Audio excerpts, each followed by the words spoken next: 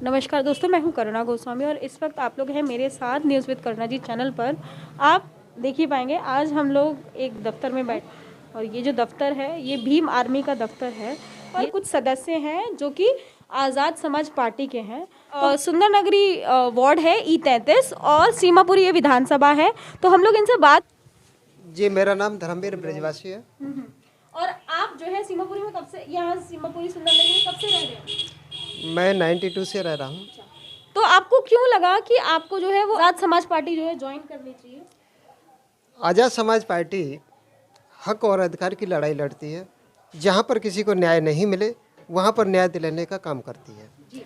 और आज तक जो भी पार्टियाँ आती हैं वो सिर्फ अपना उल्लू सीधा करने को आती हैं और बाकी पीछे मुड़ कर नहीं देखती हैं।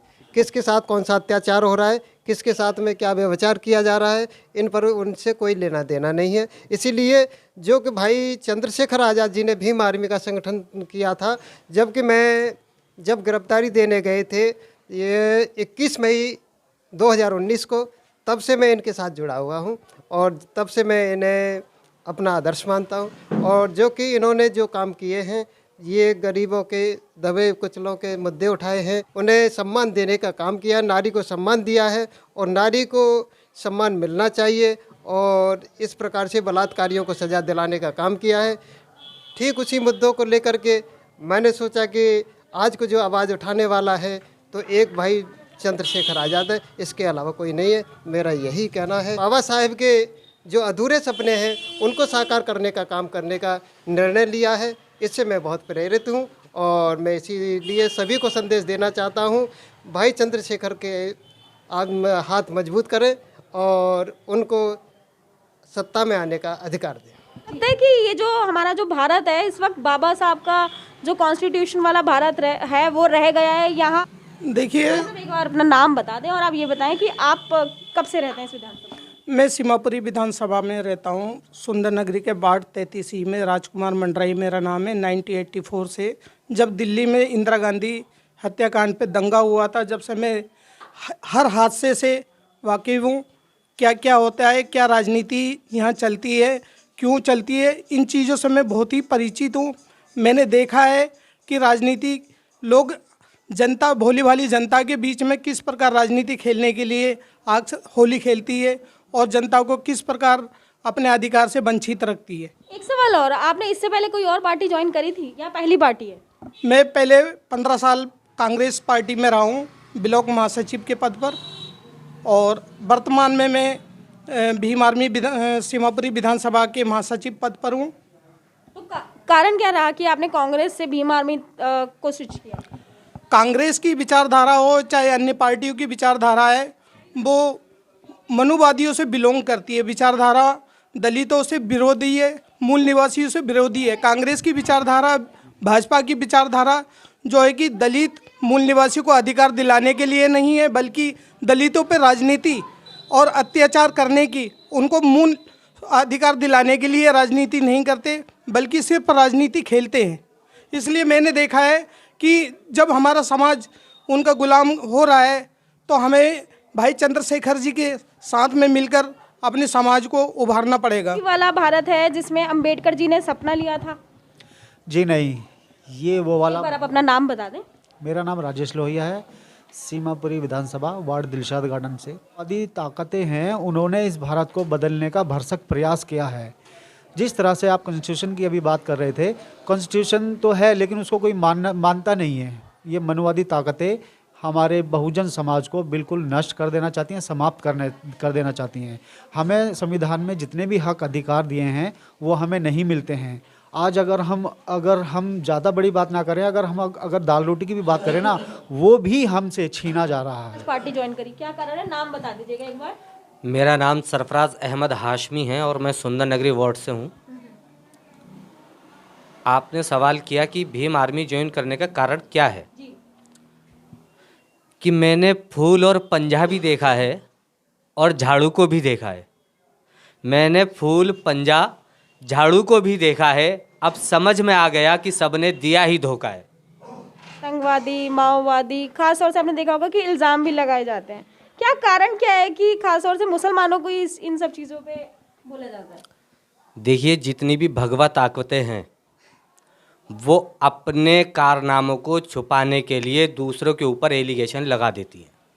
यही कारण है कि मुसलमानों को आतंकवादी घोषित किया जाता है। मैं मानता हूँ कि अगर एक चोर कोई पकड़ा गया और उसका नाम मुसलमान नाम से जुड़ा हुआ है तो क्या सारे ही चोर होंगे वो? जबकि भगवा ताकतें इस पिछली सरकार में जो 5 साल जो सरकार रही है मोदी जी की, पिछली जो 5 साल की सरकार थी, इसके अंदर जितने कांड हुए मुसलमानों के साथ गौ माता के नाम पर, जितने भी कांड करे इन्होंने, क्या यह आतंकवाद नहीं है? इन्होंने जो काम करा क्या वो आतंकवाद नहीं है? अगर किसी ने कोई गलत काम किया है तो आप उसको सज़ा दीजिए, ना कि आपका कानून को हाथ में लीजिए। इन्होंने खुद ही उन शख्सों को मार दिया, तो ये आतंकवाद नहीं है? अब इनसे कौन कहेगा आतंकवाद?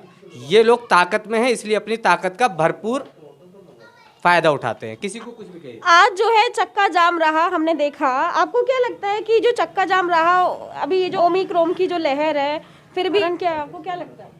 देखिए, ये राजनीति है।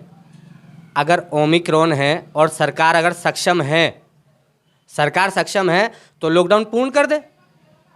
जिस तरीके से कोरोना काल में पूर्ण लॉकडाउन किया था, अगर सरकार सक्षम है तो वो लॉकडाउन करे इस चीज़ को।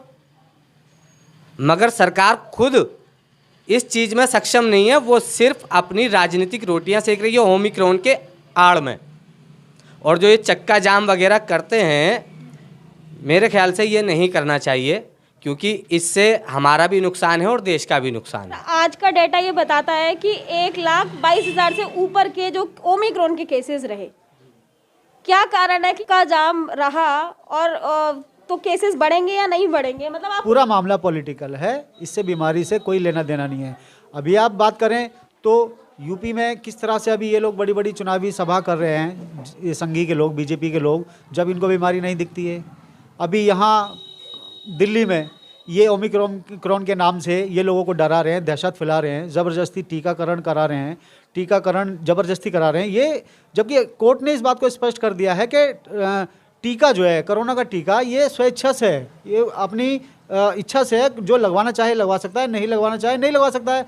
लेकिन इन्होंने लोगों को ऑफिस का डर दिखाकर, नौकरी का डर दिखाकर ज़बरदस्ती टीकाकरण करा रहे हैं। तो ये ज़बरदस्ती टीकाकरण बंद होना चाहिए। और बंद क्या करेंगे ये लोग, क्योंकि पूरा एक तंत्र पूरा इनके हाथ में है, तो ये अपनी पूरी तरह से मनमर्जी कर रहे हैं। लेकिन मैं इस आपके चैनल के माध्यम से ये बता देना चाहता हूं कि अगर भीम आर्मी दिल्ली में अगर आ जाती है तो इसको रोक लगाने की पूरी कोशिश करेगी। आदमी को उसका अधिकार पूरा, जो एक व्यक्ति का फंडामेंटल राइट है, मूल अधिकार है, वो उसको पूरा मिले। इन लोगों से आज़ादी मिले, भाजपाओं से। सर, आपसे एक सवाल है कि क्या ये जो डेमोक्रेसी है हमारी, जो पूर्णतः हमारी जो डेमोक्रेटिक कंट्री है, कहीं यहाँ पे डेमोक्रेसी रह गई है या नहीं रह गई?